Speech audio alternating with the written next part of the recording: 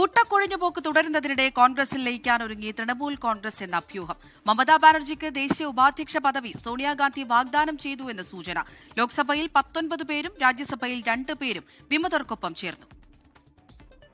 India സഖ്യ യോഗത്തിന് ശേഷം കഴിഞ്ഞ ദിവസം കൂടിക്കാഴ്ചയ്ക്കായി എത്തിയ മമതാ ബാനർജിയെ സോണിയാഗാന്ധി കോൺഗ്രസിലേക്ക് ക്ഷണിച്ചതായാണ് റിപ്പോർട്ട്.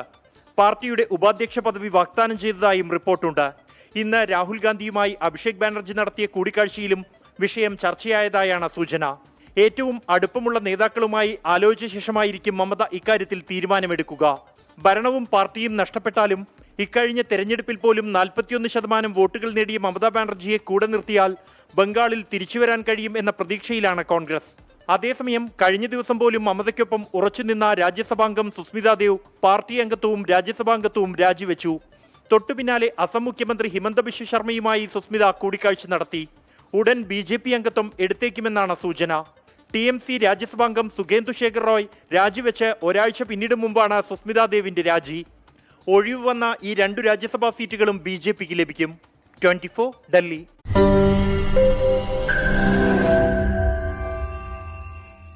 ലോകത്തെവിടെയായാലും ഏത് സമയത്തും 24 വാർത്തകളും ഓഗ്മെന്റഡ് റിയാലിറ്റി പാക്കേജുകളും എക്സ്പ്ലെയിനറുകളും വിശദമായി കാണാൻ ഞങ്ങളുടെ YouTube ചാനൽ നിങ്ങൾക്ക് സബ്സ്ക്രൈബ് ചെയ്യാം.